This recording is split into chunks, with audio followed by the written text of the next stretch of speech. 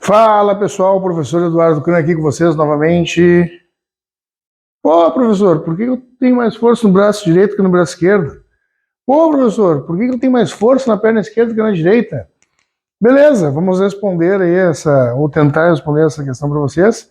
Mas antes, lembrar que a gravação desses vídeos ela é feita em conjunto com a Visuwork. Então, preciso muito da empatia de vocês, para que vocês curtam, recomendem o canal. Se vocês acham interessante esse material, que vocês passem à frente, passem adiante.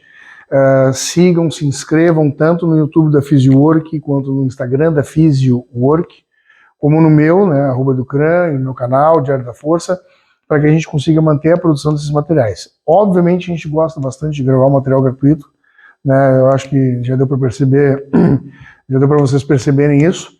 Mas também a gente tem um material que é pago, que ele é um pouco mais encorpado, é maior. Tudo isso que a gente conversa com vocês, a gente tem em outros canais a serem vendidos por um preço justo, dá para pedalar em várias vezes, né? Forma fácil de vocês adquirirem e também vocês conseguem ter uma disponibilidade maior e um acervo maior desse material para que vocês possam estudar aí e a gente consiga manter todo mundo aprendendo e valorizando cada vez mais a área, tá, pessoal? Vamos dar início, então? Força versus exercícios. O que acontece? Por que a gente tem um lado mais forte que o outro, um lado menor do que o outro, um lado maior do que o outro? Primeira questão que a gente deve levar em consideração, eu deixei em último uma questão que vocês poderiam alegar, que eu poderia deixar em primeiro, mas isso aí eu vou deixar para explicar depois. Então, um dos primeiros pontos a gente salientar é a lateralidade. Geralmente, um lado do corpo ele é diferente do outro, ele pode ser um pouco mais forte, um pouco mais fraco, ele pode ter uma área de secção transversa, um perímetro um pouquinho maior, um pouquinho menor, e isso é normal. O que foge um pouquinho da normalidade é quando a gente tem uma disparidade visual ou até em dimensão de aferição, realmente aí a gente consegue, né, ser palpável nessa questão e ter de fazer um trabalho mais específico. Por exemplo, uma diferença acima de 2 centímetros de perímetro entre um membro e outro, na perna, no braço, esse perímetro ele acaba tendo uma diferença visual e certamente essa área de secção transversa ela deve ter alguma hipotonia em algum grupo muscular. Se a gente fala do braço, por exemplo, a gente tem que ver se é o bíceps ou se é o tríceps. Se a gente faz isso na panturrilha, se é o gastrocnêmio, se o solear está pouco desenvolvido, né, ou até o ou até a coxa, por exemplo, se é o quadríceps, ou se é a cadeia posterior. Então, até o glúteo também, a gente faz um perímetro no quadril, se um glúteo máximo, médio, mínimo é maior, um pouco menor, o que faz uma composição de massa um pouco maior, um pouco menor, e isso vai acarretar alguns desvios posturais ou até alguns quadros possíveis quadros de lesão por essas compensações mecânicas lá no futuro, tá, pessoal? Então a lateralidade, ela é muito comum, muito normal. Então não se estranhe se um lado for maior que o outro, até 1 centímetro, uma coisinha, um pouquinho ali, está tudo dentro do normal. Vocês não precisam se preocupar com isso e até a olho nu a gente não tem uma visão totalmente capacitada e perceptiva disso. Vivências motoras. Aí depende muito. Andei de skate e embalo com a perna direita, a probabilidade de vocês terem uma cadeia posterior, isquiotibiais, glúteo, panturrilha na perna direita, que é a que embala, é maior. Então a dominância do esporte, as dominâncias do esporte, ainda mais quando a gente mantém uma rotina, uma constância, uma consistência, elas vão trazer essas diferenças. Um tenista canhoto, né, backhand, forehand, provavelmente o antebraço esquerdo dele vai ser maior do antebraço direito. Então a gente tem que tomar um cuidado para esse equilíbrio. Como é um exercício, como o tênis ele vai ser manuseado com uma raquete, por exemplo, somente de um lado, para o esporte a gente ele automaticamente vai ter essa propensão e não vai fazer tanta diferença para ele. Ele vai automaticamente vai reforçar todo esse lado esquerdo do corpo dele. Então, oblíquo, core, multífidos em rotação à esquerda, córaco braquial, supraespinhoso, enfim, manguito rotador, tudo relacionado às articulações do ombro, cotovelo e punho, lado esquerdo vai ser maior porque ele é canhoto. Na hora da gente for fazer um reforço em cadeia cinética aberta ou fechada, aí a gente vai ter uma diferença grande, principalmente se a gente for trabalhar em cadeia cinética fechada, vai fazer um supino com barra, vai ter diferença na hora de suportar o movimento, pode sentir um pouco de dor no ombro direito, porque o ombro esquerdo é um pouco mais preparado, ou pode sentir mais o esquerdo porque está mais desgastado que o direito, enfim. Então vocês devem tomar cuidado muito com isso. Mas as vivências motoras, elas vão se fazer muito importante para que vocês entendam e consigam construir lá na frente essas ideias de que aquele esporte dominante, até antes de vocês prescreverem um treinamento e descobrirem o porquê há aquela diferença, a gente tem que saber, né, essas vivências motoras. Ah, sou skatista, bom, e tu embala com qual perna? Ah, com a direita. É óbvio que ele vai ter uma perna direita maior. Ah, eu sou tenista, sou canhoto. Pô, por que o antebraço esquerdo é tão maior que o direito? Já descobriram, é tenista. Então, enfim, e outras modalidades esportivas, né, que vão fazer com que a gente consiga ter essa diferença. Um beisebol, a pancada, né, que ela excede no lado direito, vai segurar de um lado, mas a linha de movimento ela é diferente no outro, tanto para um tríceps quanto o outro, o impacto que se recebe, né, um braço frena, mas o outro tem um poder de frenação um pouco maior quando a bola bate no bastão, enfim, tudo isso vai se fazer diferente. Não só em membros do esqueleto apendicular, mas também do esqueleto axial também.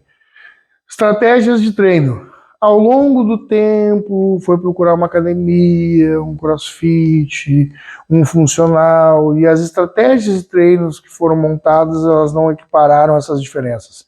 Então, quando a gente tem essas diferenças em exercícios, a gente também tem que entender que existem fatores e padrões que vão fazer com que a gente não exerça a mesma força, a capacidade de força que em determinados membros. Vocês não vão querer fazer um leg press com a mesma força que vocês querem fazer supino. Ah, mas eu tenho um leg tão pesado, meu supino é fraco. É impossível comparar. A gente está falando do quadríceps, da cadeia posterior, do glúteo, são muito mais grupos musculares recrutados para se realizar um movimento do que o supino. Ah, mas eu vi um cara que faz supino com 500. Aí vocês estão falando de um supinador. É um cara que vive para aquilo, entendeu? É um cara que treina aquilo e só faz aquilo. E de certa forma, tanto deltoide clavicular, como peitoral, quanto os tríceps, são músculos muito fortes, têm capacidade motriz de execução de força muito grande, né? Só que são caras altamente treinados para isso. Aí tem a camiseta de força também, a faixa de punho, é outra realidade. A gente está falando aqui do contexto geral que a gente percebe em academia. Então, alguns exercícios, sim, eles vão estar geneticamente ligados. Na realidade, esse fator 5 aqui, que é genética, que eu deixei para vocês, todos eles lá na frente, tanto aqui, quanto aqui, quanto aqui, quanto aqui, eles vão ser influenciados por fatores genéticos. Então, eu gosto de deixar esse adendo, eu não gosto de botar o básico daquilo que a gente vai saber. Ah, genética. Tá, beleza, mas quais são os fatores que a gente pode ligar à genética, entendeu? Se a gente já começa com aquilo que todo mundo sabe, fica fácil da gente entender, fica fácil da gente pegar e ficar dialogando depois e vomitar e bostejar pela boca. Eu acho bacana a gente pegar e pensar naqueles fatores antes de linkar todos eles àquilo que é o produto final, que seria, nesse caso, a genética. Então, as estratégias de treino não foram montadas especificamente para aquele indivíduo e essas descompensações não foram trabalhadas. E não foi explicado para essa pessoa que o manejo de força, tanto de tônus quanto de descompensações mecânicas, elas vão ser diferentes de um lado para um outro, e que até inclusive a diferença de área de secção transversa ela pode ser trabalhada, e que não especificamente um lado mais fraco vai ser o menor do que o maior. Até porque força, de novo, força, a Mia muito fala isso, né? Força igual a massa por aceleração. Então, área de secção transversa,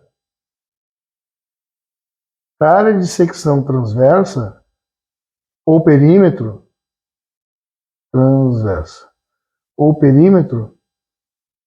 nada tem a ver com força. Força é uma capacidade neuromotora. Força, ela é neuromotora. A gente pensa e executa. Então, quanto mais motoneurônios a gente acionar e recrutar determinados tipos de fibra muscular, para que a gente consiga executar uma ação concêntrica ou vencer uma resistência, maior a nossa capacidade de força. Então, posso ter 50 de braço e recrutar 20 motoneurônios, e vou inervar 20 fibras musculares, vou dar aí 400 fibras musculares, e enquanto eu tenho um braço de 35 com 20 motoneurônios que inervam 50 fibras musculares, não 1000 fibras musculares, o cara que tem um braço menor é mais forte, ele vai fazer mais força. Ponto.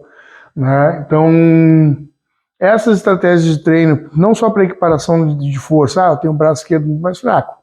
Ele é um pouco maior, mas é muito mais fraco. Se faz um exercício, a gente modula exercícios em capacidade física força para que a gente consiga equiparar forças. Não precisa trabalhar aparato metabólico anaeróbio elástico. Faz anaeróbio elástico ali, faz uma dieta com 3 repetições, 4, um concentradinho para que aquele indivíduo, num exercício de cadeia cinética aberta, ele consiga aumentar um pouco mais a força dele, sem dar aquela diferença tão grande numa área de secção transversa que já é maior que um outro grupo muscular, que além de menor, é mais fraco, entendeu? Então tem tudo isso, tem dentro das estratégias de treino que evidentemente em muitas academias você não vê os colegas trabalhando isso aí, mas eu já não sei se não é porque não tem conhecimento, porque não tá nem aí, enfim, aí é essa putaria toda que a gente conhece aí, né? E as descompensações mecânicas, né? A gente tem desvios posturais que vão ter compensação. O corpo humano, ele é uma máquina perfeita. Isso a gente tem que entender. Não existe não realizar um movimento. Ponto. O corpo humano é a máquina mais perfeita de todas. Se vocês têm uma escoliose em C que joga vocês pro carro, vocês vão dirigir, vocês entram no carro e já sai para a esquerda, cara, a musculatura do lado direito vai tentar trazer de volta, nem que vocês façam uma lateralização de quadril para um lado, vocês mudem a cintura escapular de vocês, ela fica com uma depressão de cara, o corpo de vocês vai dar um jeito de vocês conseguirem equalizar as coisas para poder se movimentar. Só que isso, claro, vai causar uma série de descompensações mecânicas que vão interferir não somente no tônus, na força muscular, né, como em outros desvios posturais que vão ser mais limitantes e incapacitantes no futuro próximo.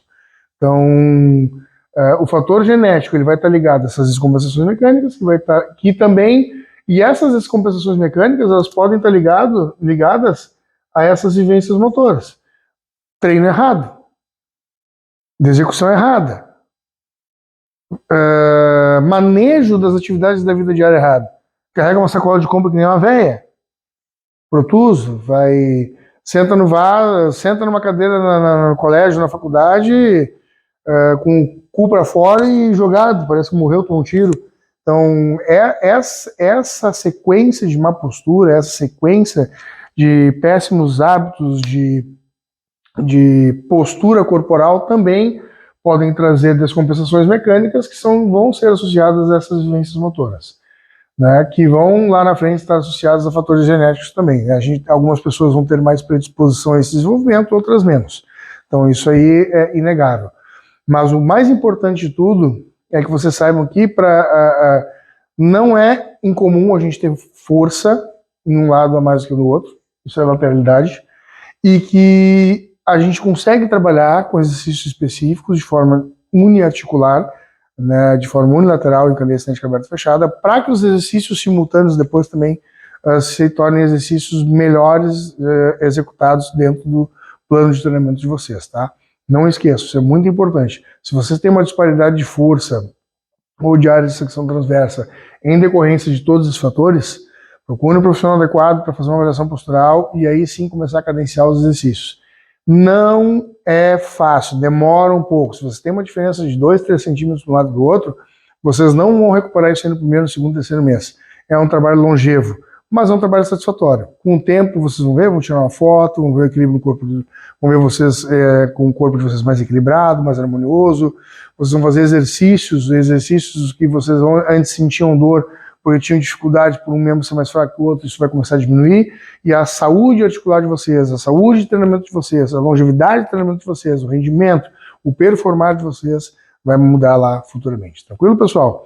Deixo um beijo e abraço para vocês, espero que tenham gostado desse material. De novo, né, dá um likezinho, segue lá, indica, né, tanto a PhysioWork quanto o Diário da Força, tudo que vocês puderem nos ajudar, para a gente conseguir crescer e alavancar mais, para produzir mais material para vocês, inclusive com maior qualidade, vocês nos ajudam, tranquilo? E não esqueça também de dar sugestões aí, críticas construtivas, para a gente dar também esse crescimento.